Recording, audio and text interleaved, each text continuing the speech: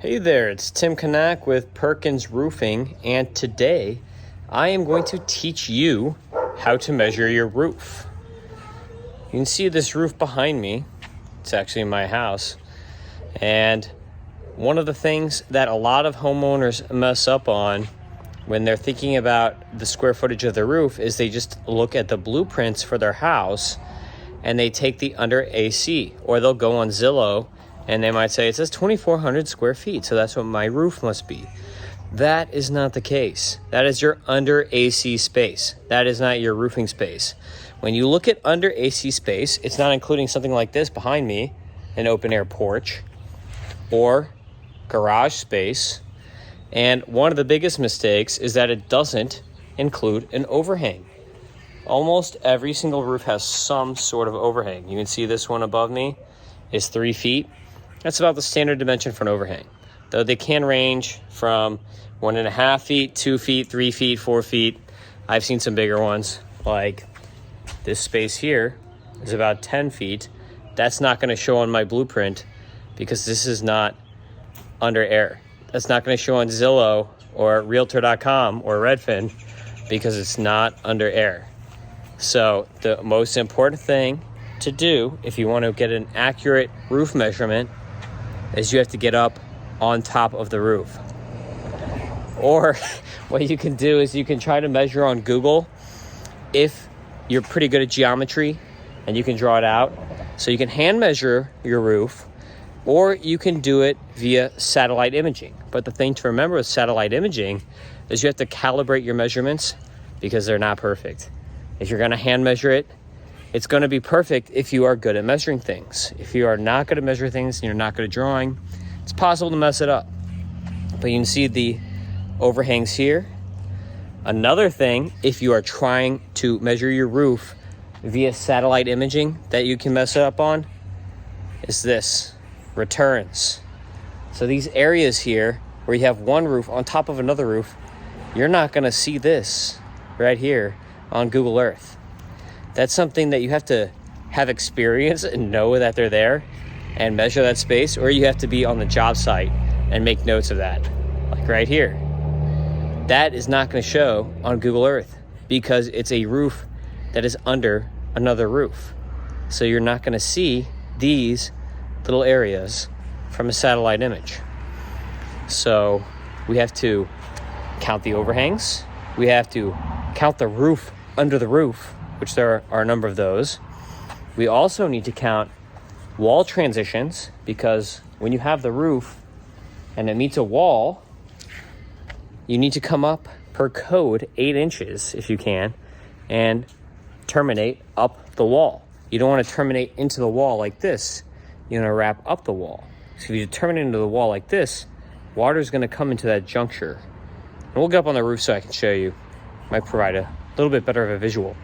So let's jump up there and we'll talk more about wall transitions, measuring slope, and how to measure certain angles of a roof. So there are a few different tools that you're going to need to measure your roof if you're going to hand measure it, which you should. Number one, you have a measurement wheel here. Number two, good old-fashioned tape measure. You can also get a fish spool measure too, which is better for tile roofs because when you use this on a tile roof, you know, bump, bump, bump, bump over the tiles.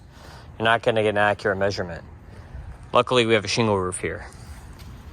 Number three, of course, you need a ladder. And number four, you need something to take your notes on.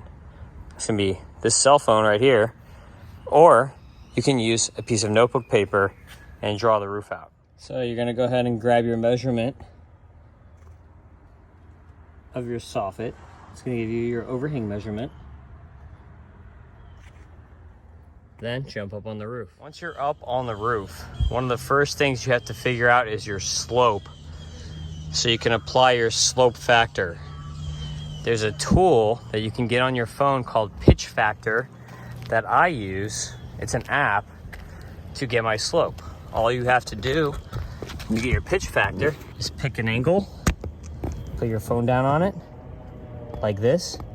And so you can see this is a pretty cut up roof up here. So luckily I've already drawn my roof out.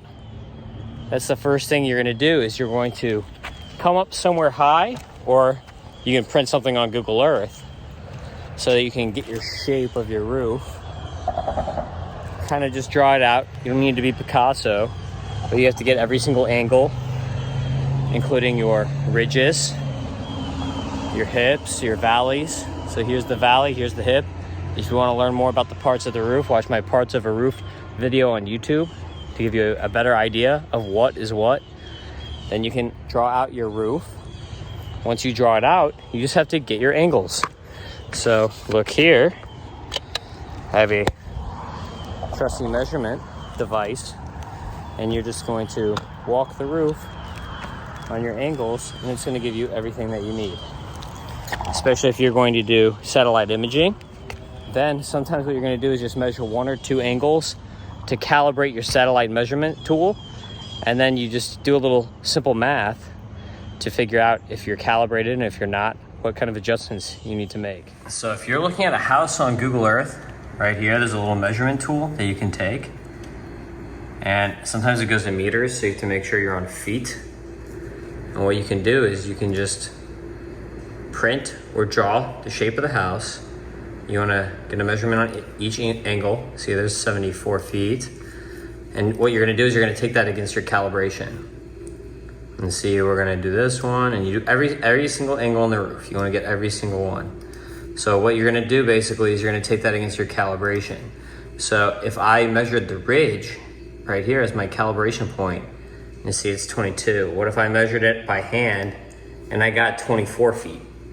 So what I would do is I would take this number, if this is actually 24, but this is only reading as 22, and I'm going to take 24 divided by 22, and that's going to give me, you're going to just do that with a calculator, 24 divided by 22, it's going to give me 1.09. So now I'm going to know I have to multiply every single one of these measurements by 1.09 to correctly calibrate.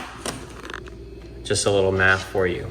But then again, this is still not going to give you your slope. So for the slope, you can see in my beautiful office, I have here a lovely, lovely slope chart.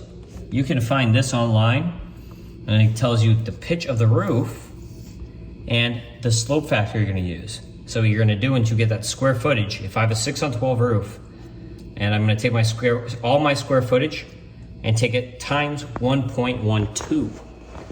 So all my square footage that meets that slope, I'm going to take times 1.12, and that is going to give me my square footage after slope. You can find that online if you just Google slope factor, roof slope factors or something like that. Anyone can find that chart.